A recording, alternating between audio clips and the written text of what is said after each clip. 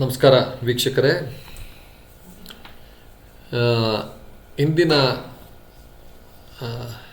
ಪ್ರಸಂಗದಲ್ಲಿ ವಿಷ್ಣು ಸಹಸ್ರನಾಮದಲ್ಲಿ ಬರ್ತಕ್ಕಂಥ ಸರ್ವಶಸ್ತ್ರಭೃತಾಂವರಃ ಅಂತಕ್ಕಂಥ ಒಂದು ನಾಮ. ಇದು ವಿಷ್ಣು ಸಹಸ್ರದ ನಾಮ. ಅದರ ಅರ್ಥವನ್ನು ಸ್ವಲ್ಪ ವಿವರವಾಗಿ ನೋಡೋಣ. ಈ ವಿಷ್ಣು ಸಹಸ್ರನಾಮದಲ್ಲಿ ಬರ್ತಕ್ಕಂಥ ಎಲ್ಲ ಪದಗಳಿಗೂ ಬಹಳ ಗಾಢವಾದ ಒಂದು ರೀತಿಯ ಒಂದು ಡಿವೈನ್ ಅರ್ಥ ಇರ್ತಕ್ಕಂಥದ್ದು, ಬಹಳ ಒಂಥರ ಸಂಪೂರ್ಣವಾದ ಗಾಢವಾದ ಅರ್ಥ ಅಂತ ಹೇಳ್ಬೋದು. ಇಲ್ಲಿ ಈ ಪದಕ್ಕೂ ಕೂಡ ಸರ್ವಶಸ್ತ್ರಭೃತಾಂ ನಮ ವರಹ ಅಂತಕ್ಕಂಥದ್ದು. ಇದು ಗೀತೆಯಲ್ಲೂ ಕೂಡ ಒಂದು ರೀತಿ ಈ ಶ್ರೀಕೃಷ್ಣ ಪರಮಾತ್ಮ ಆತ ಸಕಲ ಶಸ್ತ್ರಧಾರಿಗಳು ಅತ್ಯಂತ ಶ್ರೇಷ್ಠನಾದವನು ಅಂತಕ್ಕಂಥ ಮಾತು ಬರುತ್ತೆ. ಅಲ್ಲಿ ಕೃಷ್ಣನಿಗೂ ಕೂಡ ಅನ್ವಯ ಆಗುತ್ತೆ. ಇಲ್ಲಿ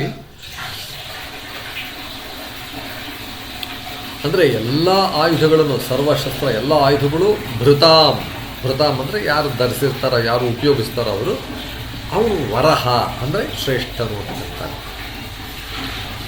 ಅಂದರೆ ಇಲ್ಲಿ ಎಲ್ಲ ಆಯುಧಗಳನ್ನು ಧರಿಸುವವರು ಯಾರು ಶ್ರೇಷ್ಠನಾದವು ಅಂದರೆ ಶ್ರೀಮನ್ನಾರಾಯಣ ಅಂತಕ್ಕಂಥದ್ದಷ್ಟೇ. ಗೀತೆಯಲ್ಲಿ ಒಂದು ವಾಕ್ಯ ಇದೆ, ಏನಂತಂದರೆ ಭಗವಂತ ಏನು ಹೇಳ್ತಾನೆ ಅಂದರೆ ರಾಮ ಶಸ್ತ್ರಭೃತಾಮಹಂ ಅಂತ.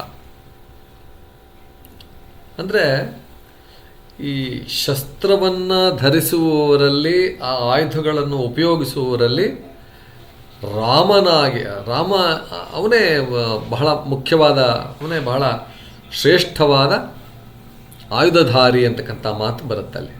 ಆಯುಧಧಾರಿಗಳಲ್ಲಿ ನಾನು ರಾಮಸ್ವರೂಪನಾಗಿ ಪ್ರಕಾಶಿಸುತ್ತೇನೆ ಅಂತಕ್ಕಂಥದ್ದು. ರಾಮ ಶಸ್ತ್ರಭೃತಾಮಹಂ, ರಾಮ ಶಸ್ತ್ರಭೃತಾಮಹಂ ಅಂತಕ್ಕಂಥ ಒಂದು ಮಾತು.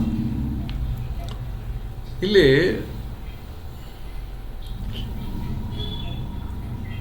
ಮೂರು ಅಂಶ ಇರಬೇಕು. ಶಸ್ತ್ರ ಹಿಡಿದವರಲ್ಲಿ ಅತ್ಯಂತ ಧರ್ಮ ಪಾಲನೆ ಇರಬೇಕು, ನ್ಯಾಯನಿಷ್ಠವಾಗಿರಬೇಕು, ಕರುಣಾಮಯನಾಗಿರಬೇಕು. ಇವೆಲ್ಲವೂ ಇರತಕ್ಕಂಥದ್ದ ವ್ಯಕ್ತಿ ಮಾತ್ರ ಆಯುಧಗಳನ್ನ ಹಿಡಿಬೋದು. ಅದರೊಳಗೆ ಭಗವಂತನೇ ಇದೆಯಾ ಆಯುಧ ಹಿಡಿಯೋದಕ್ಕೆ ಸರ್ವಶ್ರೇಷ್ಠನಾದವನು ಅಂತಕ್ಕಂಥದ್ದು. ಇಲ್ಲಿ ಇನ್ನೊಂದು ಪುರಾಣಿಕ ಹಿನ್ನೆಲೆ ಏನಪ್ಪ ಅಂದರೆ, ಶ್ರೀಮನ್ ನಾರಾಯಣನ ಕೈಲಿ, ಅಂದರೆ ವಿಷ್ಣುವಿನ ಕೈನಲ್ಲಿ ವಿಷ್ಣು ಚಕ್ರ ಅಂತ ಹೇಳ್ತಾರಲ್ಲ, ದಿವ್ಯ ಆಯುಧ ಆ ಚಕ್ರ, ಸುದರ್ಶನ ಚಕ್ರ ಅಂತಕ್ಕಂಥದ್ದು. ಅಂತಂದರೆ ಒಳ್ಳೆ ಇದು ಸುಂದರವಾದ ದರ್ಶನ, ಮಂಗಳಕರ ದೃಷ್ಟಿ ಅಂತಕ್ಕಂಥದ್ದು. ಇದು ಸಾಮಾನ್ಯವಾದ ಆಯುಧ ಅಲ್ಲ. ಇದು ಈ ಆಯುಧದಿಂದ ನಾಶ ಮಾಡತಕ್ಕಂಥ ಮಹಾಪ್ರಳಯ ಆಗತಕ್ಕಂಥ ಒಂದು ಶಕ್ತಿ ಅದಕ್ಕಿದ್ರೂ ಕೂಡ ಆ ಕಾರ್ಯ ಒಂದು ಮಂಗಳಕರ ಒಂದು ರಿಸಲ್ಟಿಗೆ, ಮಂಗಳಕರ ಒಂದು ಬರಲಿಕ್ಕೆ ಮಾತ್ರ ಅದು ಉಪಯೋಗ ಆಗುತ್ತೆ ಅಂತಕ್ಕಂಥದ್ದು. ಇಲ್ಲಿ ಇನ್ನೊಂದಂದರೆ ನಾಶವೂ ಕೂಡ ನಿರ್ಮಾಣವೇ ಅಂತ ನೋಡಿ. ಇಂಗ್ಲೀಷಲ್ಲಿ ನಾವೇನು ಹೇಳ್ತೀವಿ ಅಂದರೆ ಡಿಸ್ಟ್ರಕ್ಷನ್ ಫಾರ್ ಚೇಂಜ್ ಅಂತ ಹೇಳ್ತೀವಲ್ಲ, ಈ ಥರ. ಈ ಭಗವಂತನ ದೃಷ್ಟಿಯಲ್ಲಿ ನಾಶ ಅಂದರೆ ಅದೊಂದು ರೀತಿಯ ಒಂದು ಅಂಧ ನಾಶವಲ್ಲ, ನಾಟ್ ಬ್ಲೈಂಡ್ ಡಿಸ್ಟ್ರಕ್ಷನ್ ಅಲ್ಲ, ಅದ್ರ ಜೊತೆಗೆ ಕನ್ಸ್ಟ್ರಕ್ಟಿವ್ ಡಿಸ್ಟ್ರಕ್ಷನ್ ಅಂತ, ಅಂದರೆ ರಚನಾತ್ಮಕವಾದ ನಾಶ. ಪ್ರಕೃತಿಯಲ್ಲಿ ನಾವು ನೋಡಿದ್ರೆ ಪ್ರತಿಯೊಂದು ಕೂಡ ಒಂದು ರೀತಿ ನಾಶವಾಗುತ್ತೆ ಮತ್ತು ಹುಟ್ಟುತ್ತೆ. ಇವಾಗ ನಾವು ಗಿಡಗಳಲ್ಲೇ ನೋಡಿದ್ರೆ ಕೂಡ ಹಳೆಯ ಎಲೆ ಉದುರುತ್ತೆ, ಹೊಸ ಚಿಗುರು ಬರುತ್ತೆ ಅಂತಕ್ಕಂಥದ್ದು. ಒಂದು ಬೆಳೆ ಕೂಡ ಕತ್ತರಿಸಿದ್ರೆ ಹೊಸದಾಗಿ ಬರ್ತಾ ಇರ್ತಲ್ಲ, ಅದೇ ರೀತಿ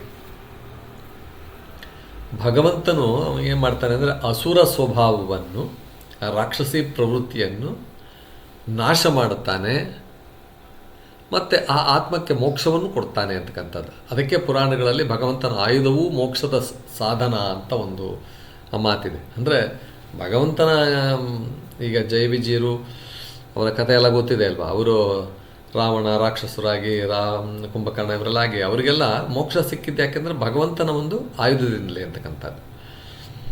ಇನ್ನು ಸಾಧಕನ ಜೀವನದಲ್ಲಿ ಒಂದು ಹಂತ ಏನಂದರೆ ಹೊರಜಗತ್ತಿನ ಆಸಕ್ತಿಗಳು ನಿಧಾನವಾಗಿ ಕಡಿಮೆ ಆಗಬೇಕು, ಬಂಧನಗಳು ಕತ್ತರಿಸುತ್ತವೆ, ಒಳಮುಖ ಯಾತ್ರೆ ಆರಂಭವಾಗುತ್ತದೆ ಅಂತಕ್ಕಂಥ. ಇದು ಯಾದೃಚ್ಛಿಕವಲ್ಲ ಅಂತಕ್ಕಂಥ. ಅದೇ ಭಗವಂತನ ಅದೃಶ್ಯ ಕೈ ಅಂತ ಹೇಳ್ಬೋದು. ತನ್ನ ಸುದರ್ಶನ ಚಕ್ರದಿಂದ ನಮ್ಮ ಅಹಂಕಾರವನ್ನು, ಆಸಕ್ತಿಗಳನ್ನು, ಅಜ್ಞಾನವನ್ನು ಮೌನವಾಗಿ ಅವನು ಕತ್ತರಿಸ್ತಾನೆ ಅಂತಕ್ಕಂಥದ್ದು. ಇದು ಒಂದು ರೀತಿ ನಮಗೆ ನೋವಿನಂತೆ ಕಾಣಿಸುತ್ತೆ, ಯಾಕೆಂದರೆ ನಾವೆಲ್ಲ ಈ ಬಾಡಿಗೆ ಸಂಬಂಧಪಟ್ಟಿದ್ದರಂತೆ ನಾವು ನೋಡ್ತಾ ಇರ್ತೀವಲ್ಲ ಅದರಿಂದ. ಆದರೆ ಅದು ಆತ್ಮೋನ್ನತಿಯ ಆರಂಭ ಅನ್ನುವ ರೀತಿಯಲ್ಲಿ ನಾವು ಇದನ್ನು ನೋಡಬೇಕು ಅಂತಕ್ಕಂಥದ್ದು. ಇತರ ಆಯುಧಗಳು ವರ್ಸಸ್ ಭಗವಂತನ ಆಯುಧ ಹೇಗೆಂದರೆ, ಮಾನವರು ನಾವೆಲ್ಲ ಆಯುಧ ಬಳಸಿದ್ರೆ ದುಃಖದ ನಾಶ ಆಗೋದಿಲ್ಲ, ನಾವು ಬಳಸತಕ್ಕಂಥ ವಿನಾಶಕಾರಿ ಅಂತ್ಯ ಈ ರೀತಿ. ಆದರೆ ಭಗವಂತನು ಆಯುಧ ಬಳಸಿದ್ರೆ ಅಧರ್ಮ ನಾಶ, ಆತ್ಮೋನ್ನತಿ, ಕೊನೆಯಲ್ಲಿ ಮೋಕ್ಷ ಸಿಗುತ್ತೆ ಅಂತ. ಅದಕ್ಕೆ ಈ ನಾಮ ಸರ್ವಶಸ್ತ್ರಪ್ರತಾಂಬರಃ ಅಂತಕ್ಕಂಥದ್ದು ಅತ್ಯಂತ ಅರ್ಥಪೂರ್ಣ. ಸರ್ವಶಸ್ತ್ರಪ್ರತಾಂಬರಃ ಅಂದರೆ ಆಯುಧ ಹಿಡಿದವರಲ್ಲಿ ಶ್ರೇಷ್ಠನು, ನಾಶದಲ್ಲಿ ಮಂಗಳವಿರುವವನು, ಅಸುರತ್ವವನ್ನು ಕತ್ತರಿಸಿ ಆತ್ಮವನ್ನು ಉದ್ಧರಿಸುವವನು, ಹೊರಗಿನ ಯುದ್ಧಕ್ಕಿಂತ ಒಳಗಿನ ಅಜ್ಞಾನವನ್ನೇ ನಾಶ ಮಾಡುವ ಪರಮಾತ್ಮ, ಅವನೇ ಶ್ರೀನಾರಾಯಣ ಅಂತಕ್ಕಂಥದ್ದು. ಇಷ್ಟು ವಿವರಣೆಯೊಂದಿಗೆ